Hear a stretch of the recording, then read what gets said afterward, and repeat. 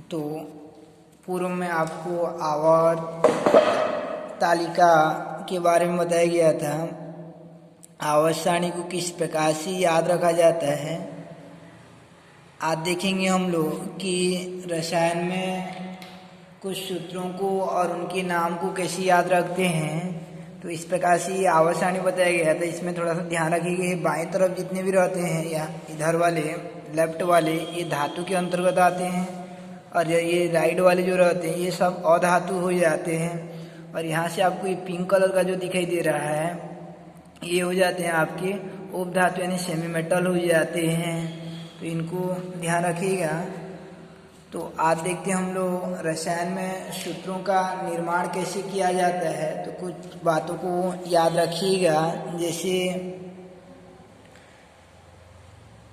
हम लोग अम्ल कुछ अम्ल लेंगे, अम्ल और अम्ल से बने ऋणायन लेंगे, अम्ल से बने ऋणायन। तो अम्ल व अम्ल से बने ऋणायन को लेंगे। तो जैसे पहला लेता हूँ मैं कार्बन का एक अम्ल H2CO3 जिसे कार्बोनिक अम्ल कहते हैं। क्या कहते हैं? कार्बोनिक अम्ल। तो इसके सामने जितना H रहता है इससे बनने वाला ऋणायन में उतना आवेश आ जाता है। कितना H है? 2। तो ये CO3 जो बचेगा उसके ऊपर कितना चार्ज आ जाएगा? -2। तो CO3 2- चार्ज हो जाता है। इसका नाम क्या था आपका? कार्बोनिक अम्ल। कार्बोनिक अम्ल। और इससे बनने वाला ऋणायन में याद रखना एक चीज़ की, जितने भी ईक अम्ल होते हैं उनसे बनने वाले ऋणायन में ऐड जोड़ते हैं तो इसका नाम पड़ जाता है कार्बोनेट आयन पड़ जाता है। क्या पड़ जाएगा? कार्बोनेट आयन पड़ जाता है। अब देखते हैं नाइट्रोजन का। नाइट्रोजन का 2 ठो अम्ल होता है, HNO2 एक ठो होता है और एक होता है आपका HNO2 एक ठो होता है और दूसरा HNO3 होता है। तो HNO2 और HNO3 रहता है तो इनका नाम क्या क्या रहता है? तो याद रखना HNO3 को नाइट्रिक अम्ल कहते हैं। HNO3 को क्या कहते हैं? नाइट्रिक अम्ल। और HNO2 को कहा जाता है नाइट्रस अम्ल कहते हैं। नाइट्रस अम्ल कहते हैं। तो माइंड में ये क्वेश्चन आएगा कि याद कैसे रखें सर बोल के। तो याद रखना कि जिसमें ऑक्सीजन कम होता है ना उसको अस कहते हैं, और जिसमें अधिक होता है उसको ईक कहते हैं। इसमें 3 ऑक्सीजन है, अधिक है तो ईक होगा यानी नाइट्रिक अम्ल, इसमें कम है तो अस अम्ल होगा यानी नाइट्रस अम्ल हो जाएगा। अब इनसे बनने वाले ऋणायन पर विचार करते हैं। तो नाइट्रोजन यानी नाइट्रोजन से बना अम्ल HN2 नाइट्रस अम्ल, इससे बनने वाला ऋणायन क्या होगा? H को हटा देंगे तो क्या बचेगा आपका? NO2। कितना माइनस हो जाएगा? -1, क्योंकि एक 2 H है। और यहाँ से H को हटाएंगे तो इस पर भी कितना हो जाएगा? NO3 -1। आपको बता दिया गया था जितना भी ईक अम्ल है उससे बनने वाला ऋणायन में क्या जोड़ते हैं? ऐड। तो इसका नाम हो जाता है नाइट्रेट आयन हो जाता है। क्या पड़ जाएगा? नाइट्रेट।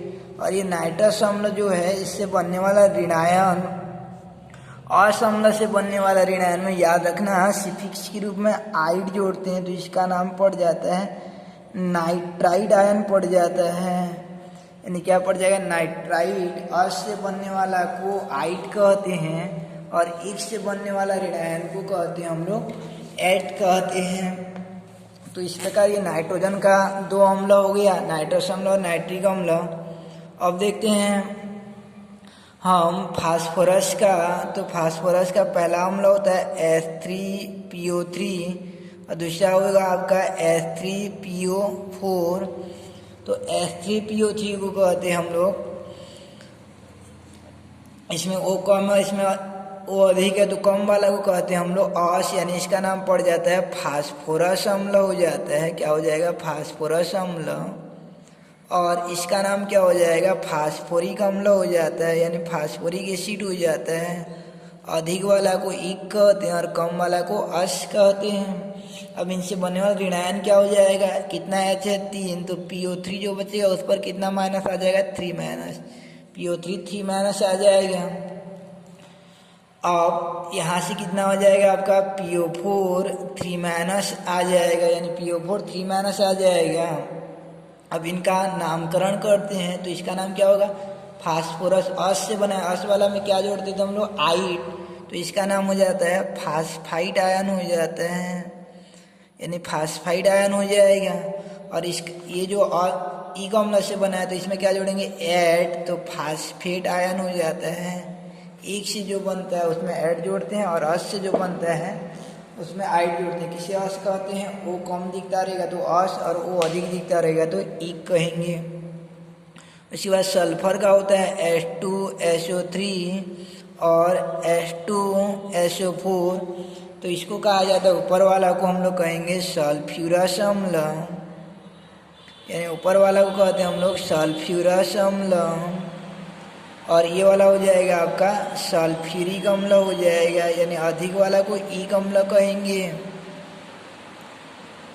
अब इनसे बनने वाला ऋणायन क्या हो जाएगा, ये आपका SO3 कितना आवेश आ जाएगा इस पर, -2, और इसका क्या हो जाएगा आपका SO4 कितना आवेश आ जाएगा, -2, क्योंकि दो H है।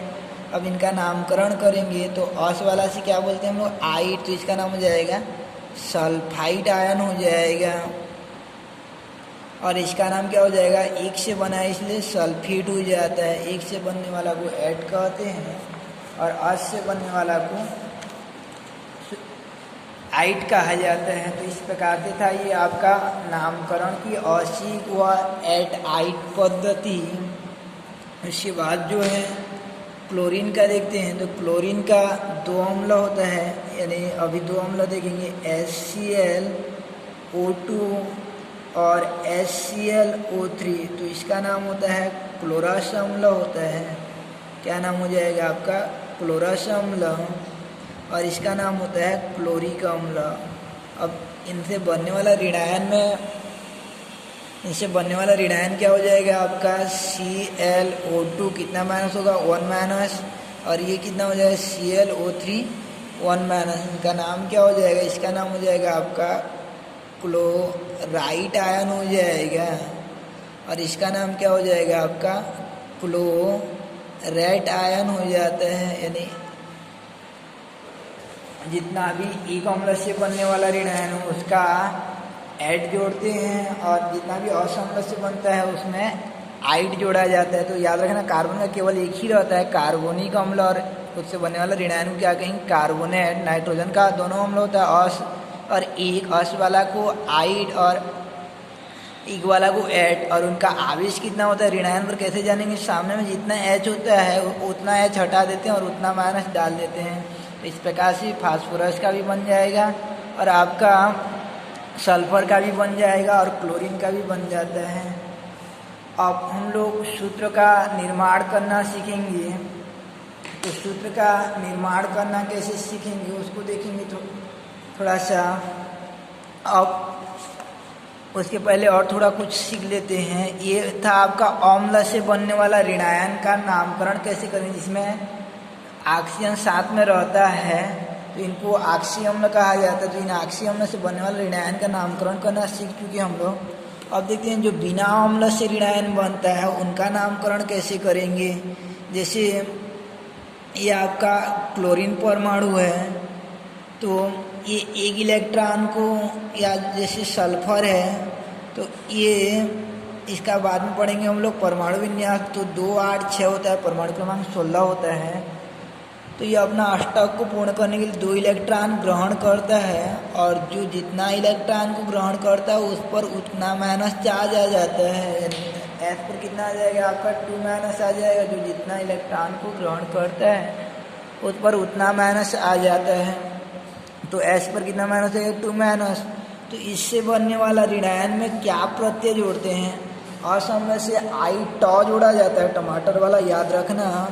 और ऐट अम्ल से ईक अम्ल से ऐड जोड़ा जाता है। और ऐसे साधारण जो ऋणायन बनते हैं, बिना अम्ल से जो ऋणायन बनते हैं, उनमें याद रखिएगा आई ड सिफिक्स को जोड़ा जाता है। क्या जोड़ते हैं, आई ड, डब्ल्यू वाला ड को जोड़ा जाता है। तो इसका नाम क्या हो जाएगा आपका सल्फाइड आयन हो जाएगा। यानी क्या हो जाएगा आपका सल्फाइड ड हो जाएगा। याद रखना ट नहीं होता है। तो ऐसे कुछ ऋणायन को और याद रखेंगे हम लोग, जैसे कार्बन इलेक्ट्रॉन को ग्रहण करके बनता है ऋणायन, तो उस पर 4 कार्बन 4 इलेक्ट्रॉन ग्रहण कर सकता है, तो उसको कहते हैं हम लोग कार्बाइड आयन कहते हैं। क्या कहेंगे? कार्बाइड आयन कहते हैं। अगर फास्फोरस ऐसा ग्रहण करके बनाता है, बिना अम्ल से ऋणायन बनता है, तो इसमें हम लोग यानी आइड जोड़ेंगे तो इसका नाम हो जाएगा फास्फाइड हो जाएगा। अब जैसे क्लोरीन यानी ये कार्बन फास्फोरस सल्फर जैसे होता है, तो सल्फर से हो जाएगा आपका सल्फाइड हो जाता है। ऐसे नाइट्रोजन 3 इलेक्ट्रॉन को ग्रहण करता है, इसी 3 माइनस होता है उसमें भी, तो इसका नाम हो जाता है आपका नाइट्राइड। यानी जितना भी साधारण ऋणायन बनते हैं बिना अम्ल से, उसमें आइड प्रत्यय जुड़ते हैं। और इन पर आवेश कैसे जानते हैं? जितना इलेक्ट्रॉन को ग्रहण करता है, क्लोरीन कितना इलेक्ट्रॉन ग्रहण करता है? 1, तो सिंगल माइनस होगा, इसका नाम क्या हो जाएगा? क्लोराइड आयन हो जाएगा। तो आई होप आप आयनों को सीख चुके रहेंगे कि इस प्रकार से आयन बनते हैं। अब आगे देखते हैं हम लोग सूत्रों का निर्माण करना, यानी सूत्र कैसे बनाएंगे। तब तक के लिए कल तक यानी कल बनाएंगे।